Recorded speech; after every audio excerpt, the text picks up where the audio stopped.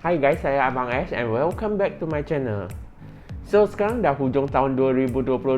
Jadi, biasanya kita akan bawa family kita pergi melancong. Sebab hujung tahun ni memang banyak holiday dan kita pun nak clearkan annual leave kita. Jadi, kalau korang nak ambil gambar yang cantik-cantik untuk kenangan dan nak cari phone daripada brand Vivo kan? Hari ni kat tangan aku ni ada sebuah phone baru daripada Vivo, iaitu Vivo Y22s. Phone ni dijual pada tanda harga RM999. Lepas tu phone ni dia ada dua color, iaitu Summer Cyan dan Starlit Blue. Apa yang best dekat phone ni? Phone ni dia ada screen 6.55 inci yang agak besar, ada kamera 50 megapiksel yang agak best, ada bateri 5000 mAh yang agak tahan, dan yang bestnya, RAM dia boleh support sehingga 16GB RAM. Jadi kalau korang nak gunakan untuk kerja harian, performance dia akan lebih laju sebab dia ada RAM yang agak besar. So, kat mana korang boleh dapatkan phone ni? Phone ni korang boleh dapatkan di kedai Batu Pahat, dan kalau korang dari area lain, korang pun boleh beli secara online di Shopee dan Lazada. So, kalau korang yang berminat tu, nanti saya akan masukkan link dia dekat bawah description sana. So, aku pun dah gunakan phone ni untuk beberapa hari. So, tanpa membuang masa, ini review saya tentang Vivo Y22s pada hujung tahun 2022. So, kalau dari segi design kotak dia sama aja dengan Vivo Y series yang sebelum ni. Lepas tu masa buka tu korang akan dapat phone Vivo, user manual dan warranty card, casing transparent, kabel USB Type-C, charger 3 pin 18W dan satu SIM ejector tools. Earphone tu dia tak include. Kalau dari segi rekaan, design cover dia ada corak yang nampak unik dan color dia akan tukar-tukar kalau kita tengok dari sudut berlainan. Lepas tu kalau phone korang kena air ke debu ke, korang pun tak perlu risau phone ni dia akan rosak sebab phone ni dia ada IPX4 dan IP5X yang boleh tahan air dan debu. Nak unlock phone ni korang boleh guna face unlock, tapi kalau korang tak biasa dengan face unlock, korang still boleh guna side fingerprint dia yang agak laju. Kat sebelah kanan dia ada volume button, power button dan fingerprint scanner. Kat bawah pula dia ada 3.5mm audio jack, mic, USB-C dan speaker. Kat sebelah kiri pula dia tak ada benda. Kat atas pula dia ada tempat letak SIM dan memory card. Lepas tu dia boleh support 2 nano SIM dan 1 memory card. Untuk bahagian screen, phone ni dia ada screen yang bersaiz 6.55 inci dan refresh rate dia support sehingga 90Hz.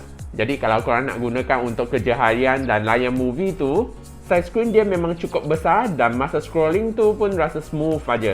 Cuma yang sayangnya phone ni dia cuma support mono speaker saja. Kalau dia support dua speaker, experience untuk tengok movie dan gaming tu akan lebih sedap lah untuk kegunaan harian.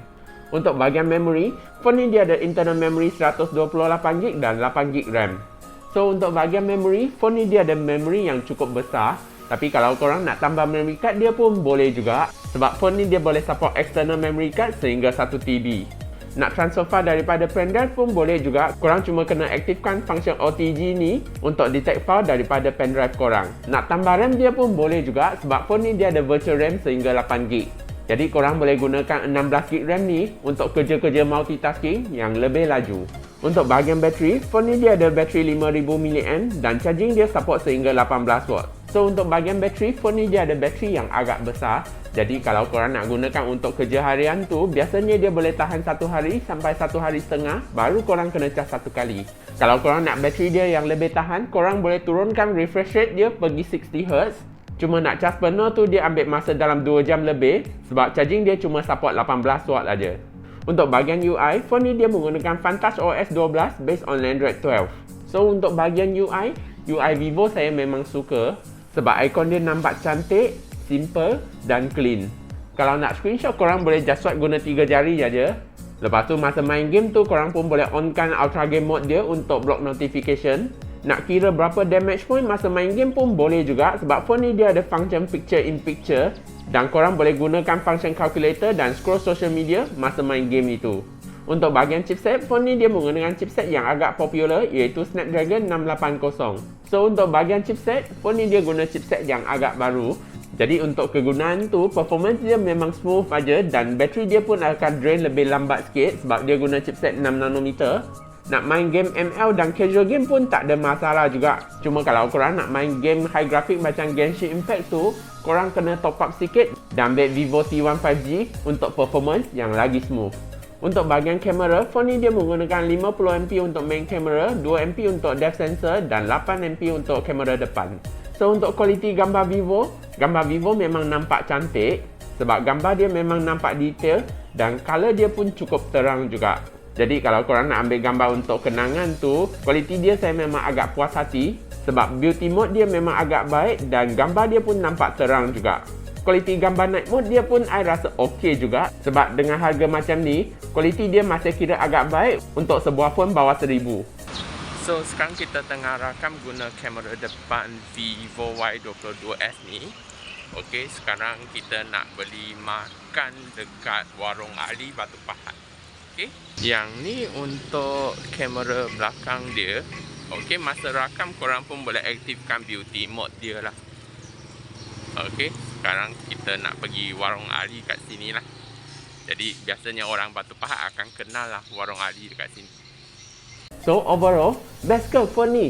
Actually bagi saya phone ni memang agak best sebab untuk performance harian, performance dia memang smooth aja untuk sepanjang hari.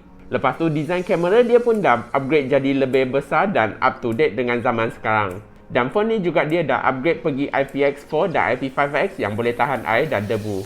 Cuma kalau korang nak compare dengan Vivo Y33T yang sebelum ni, resolution dia dah downgrade daripada Full HD ke HD+, dan kamera selfie dia dah downgrade daripada 16MP ke 8MP. Jadi ada benda yang dia dah upgrade dan ada benda yang dia dah downgrade tu.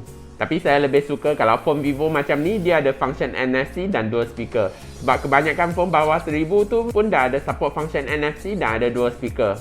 So harap akan datang Vivo dapat tambahkan dua function ni dalam phone yang masa akan datang. So kalau korang nak beli phone ni, aku akan sharekan link dia dekat bawah description sana. Lepas tu kalau korang ada pendapat berlainan, korang pun boleh share lah experience korang dekat bawah video ini. So I rasa itu saja untuk video hari ini. Kalau suka video ni, jangan lupa tekan butang like, share, komen dan subscribe ya. Bye bye and see you in the next video.